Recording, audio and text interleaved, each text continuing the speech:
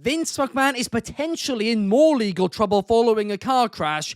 AJ Styles has expressed his desire to return to TNA, and we knew WWE Unreal was going to drop some bombshells. Well, it turns they've dropped some whole damn nukes. We're going to get into all of it. I'm Ben Allison here at Wrestling Republic. You're watching the Wrestling Republic News Daily Update, and let's get into today's top stories. And let's kick things off with this big Vince McMahon story out of the gates today, because of course it is what everybody is talking about.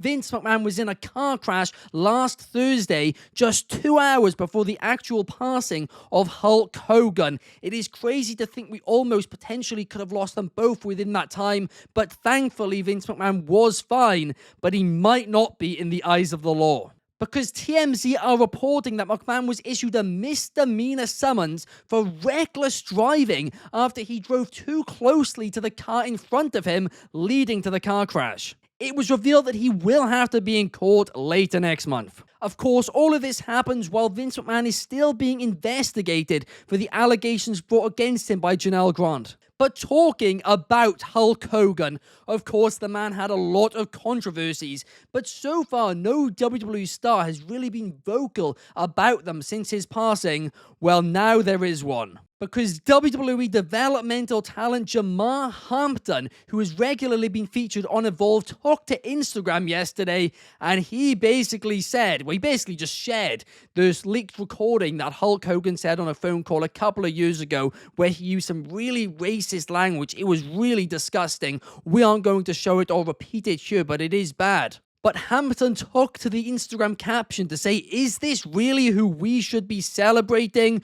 Do your research. He then deleted the Instagram post after quite a lot of controversy quite fast. WWE are yet to comment on this, and Jamar has also not made any additional comments since. But in some more positive news, especially if you like theme parks, WWE are teaming up with Universal Studios to bring the Wyatt 6 Haunted House. So this is going to be at the Universal Orlando Resort and Universal Studios Hollywood. And it's basically going to be a house where you go head to head with the Wyatt Six and specifically Uncle Howdy in an experience which also honors the legacy of Bray Wyatt. And what's really cool about this as well is fans are going to be following the light of the lantern which Bray Wyatt carried around to guide them through this. So this sounds really, really interesting. And I'm going to be honest, guys, I'm not really a theme park guy. In fact, I'm not a horror guy. I remember I went to one of these, I think it was the London Underground experience or something,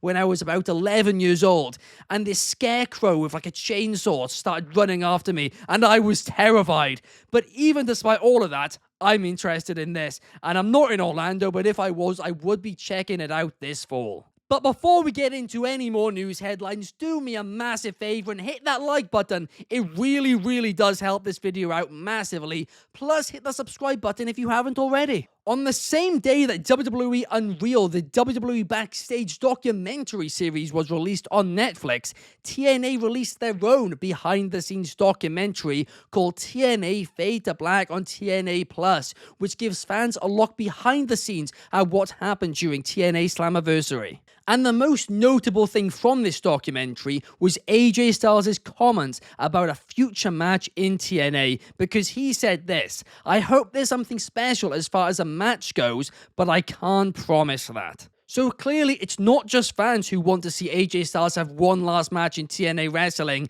but Styles wants it himself. So clearly, at this point, it's just whether or not WWE and TNA can agree terms to make it happen. I've been vocal about it. I've been very vocal about it. I want AJ Styles versus Leon Slater. That match to me would be a banger. Leon Slater was heavily inspired by AJ Styles, and that dude is the future of this business and the future of TNA wrestling.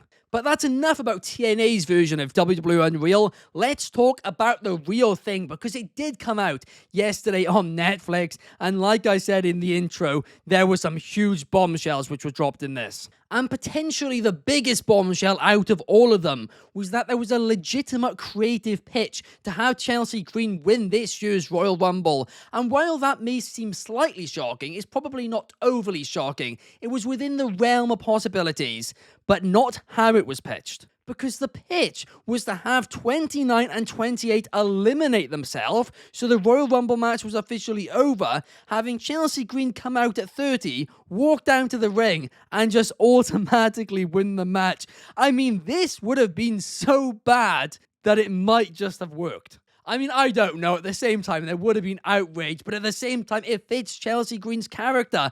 I don't know if I would have been against it, but I don't think I would have done it either. And Triple H basically laughed it off and just chucked it to the side, and obviously it did not end up happening.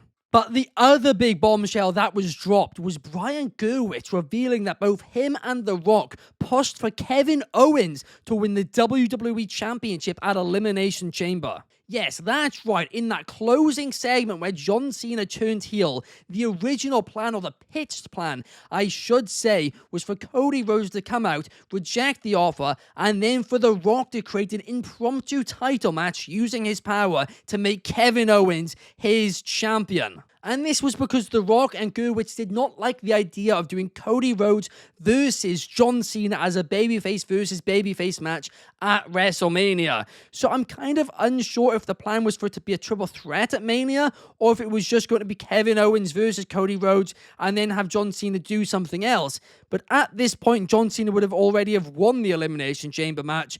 So as much as I would have liked to have seen it, just for Kevin Owens' sake, I can understand why they didn't do it, because it would have been just massively overcomplicated, to be honest. Of course, in the end, they went in a different direction. John Cena shocked the world and turned heel, and very briefly became The Rock's champion until The Rock just stopped showing up for some reason. I mean, the real takeaway from all this is this was just really not thought out from the start, and it does kind of feel like that since. But what I want to know from all of you is, what are your thoughts on WWE Unreal? Have you been enjoying the series? If so, let me know in the comments down below. Personally, I'm only actually seeing 2 full episodes now, I think, but I have been really enjoying it. But specifically for me, what I've been enjoying isn't actually the inside look into superstars' lives, but rather the actual inside look into gorilla position, because that is something which we haven't seen very often in professional wrestling, and it is just fascinating to see how it all works. Anyway, I'll see you guys tomorrow. Have a brilliant day. Peace.